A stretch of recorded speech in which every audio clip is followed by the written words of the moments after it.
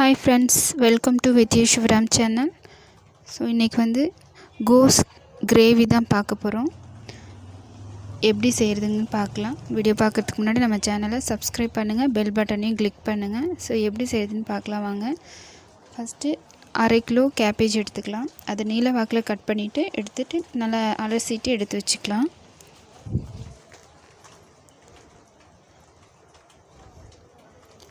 இப்போ தேவையான அளவு தேங்காய், சின்ன ஒரு பச்சை மிளகாய், பட்டை, சோம்பு வந்து 1/2 டீஸ்பூன். இதை வந்து நைஸாக அரைச்சி எடுத்துக்கலாம்.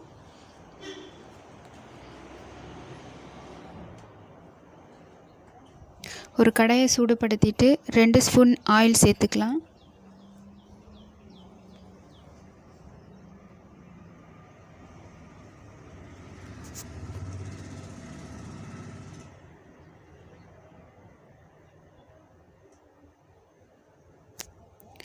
எண்ணெய் காஞ்சதையும் 1/2 டீஸ்பூன் கடுகு சேர்த்துக்கலாம்.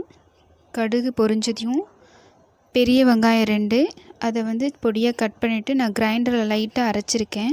இந்த மாதிரி அரைச்சிட்டு லைட்டாக 1-2 அரைச்சிட்டு அதையும் சேர்த்துக்கலாம். இப்போ நல்லா வெங்காயத்தை வந்து நல்லா லைட்டாக கலர் சேஞ்ச் ஆகிற அளவுக்கு நம்ம நல்லா வதக்கி எடுத்துக்கலாம்.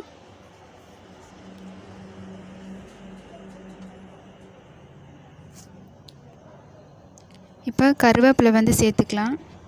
கருவேப்பிலையை நல்லா கசக்கிட்டு இந்த மாதிரி சேர்த்துக்கோங்க. அப்போ வந்து நல்லா வாசனையாக இருக்கும்.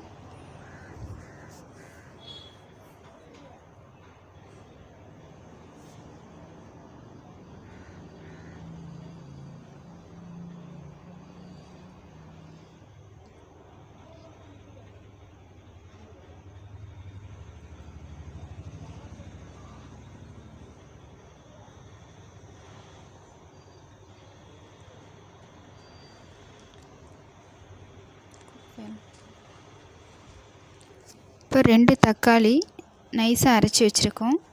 இப்போ இதையும் நல்லா சேர்த்துட்டு நல்லா எண்ணெய் பிரிஞ்சு வர அளவுக்கு நம்ம நல்லா வதக்கி எடுத்துக்கலாம்.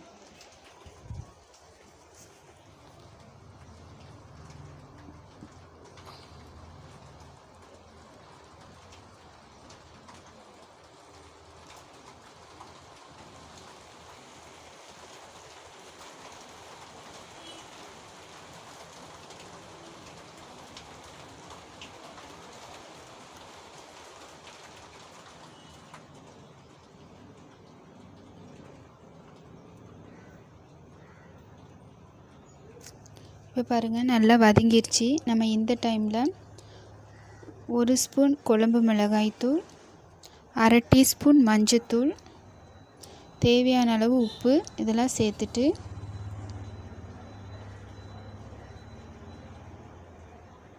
நல்லா கலந்து விட்டுட்டு ஒரு நிமிஷம் நல்லா வதக்கி விட்டுக்கலாம்.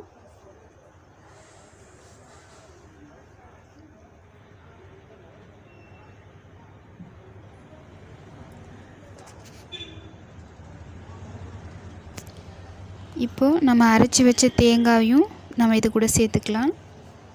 இப்போ நான் மிக்ஸி ஜாரையும் அலசிட்டு அந்த தண்ணியை சேர்த்துக்கிறேன். இந்த டைமில் தேவையான அளவு கொஞ்சம் தண்ணி சேர்த்துக்கோங்க. இப்போ நல்லா இதை கலந்து விட்டுட்டு ஒரு கொதி விட்டுக்கலாம்.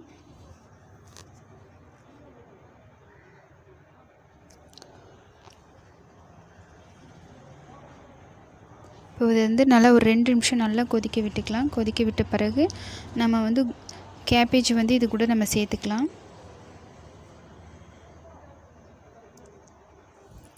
கேபேஜை சேர்த்ததுக்கப்புறம் ஒரு உருளைக்கிழங்கை வந்து நான் திருவிட்டு பீட்ரூட் திருகிறதுல வச்சு நல்லா திருவிட்டு இது கூடயே அதையும் சேர்த்துக்கலாம்.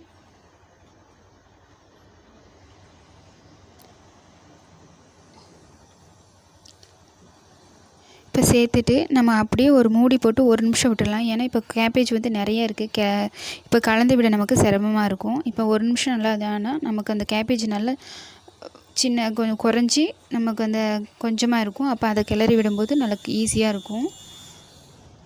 இப்படி மூடி போட்டுட்டு நம்ம ஓப்பன் பண்ணி பார்த்திங்கன்னா நமக்கு கேபேஜ் நமக்கு குறைஞ்சிருக்கும். லைட்டாக நல்லா வதங்கியிருக்கும் அந்த சூட்டுக்கே. ஸோ இந்த டைமில் நல்லா கலந்து விட்டுக்கலாம். கலந்து விட்டுட்டு ஒரு 2 நிமிஷம் நம்ம நல்லா கேபேஜ் சேர்த்ததுக்கப்புறம் நல்லா வதக்கி விட்டுக்கலாம். அதுக்கப்புறம் இப்போ வந்து ஒரு தேவையான அளவு ஒரு 2 டம்ளர் வந்து தண்ணி சேர்த்துக்கலாம். சேர்த்துட்டு ஒரு 10 நிமிஷம் நம்ம வந்து வேக வச்சு எடுத்துக்கலாம். நம்ம பொட்டேட்டோ எதுக்காக சேர்க்குறோம்னா நமக்கு நல்லா கிரேவி நல்லா திக்காக கிடைக்கும். அதே நேரத்தில் நல்லா டேஸ்ட்டாகவும் இருக்கும். அதுக்காக ஒரு உருளைக்கிழங்கு நம்ம வந்து சேர்த்துக்கிறோம். ஸோ நான் இடைக்கிட நம்ம நல்லா கலந்து விட்டுட்டு அடி பிடிக்காமையும் பார்த்துக்கலாம், கலந்து விட்டுக்கலாம். ஸோ இப்போ வந்து ரெடி ஆகிடுச்சி கேபேஜ் கிரேவி. இந்த டைமில் கருவேப்பிலை கொத்தமல்லி தழை தூவிட்டு நம்ம சர்வ் பண்ணிக்கலாம். ஸோ வீடியோ பிடிச்சிருந்தால் லைக் பண்ணுங்கள், ஷேர் பண்ணுங்கள், மறக்காமல் நம்ம சேனலை சப்ஸ்கிரைப் பண்ணுங்கள். வீட்டில் நீங்கள் ட்ரை பண்ணி பார்த்துட்டு எப்படி இருக்குது அப்படிங்கிறத கமெண்ட் பண்ணுங்கள். இது வந்து சாதம், சப்பாத்தி, ரொட்டிக்கு வந்து ரொம்ப நல்லாயிருக்கும்.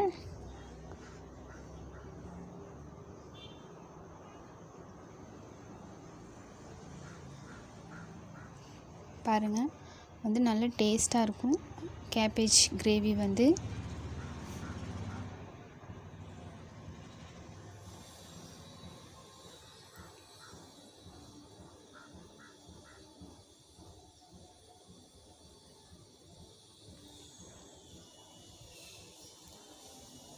Okay friends, thank you.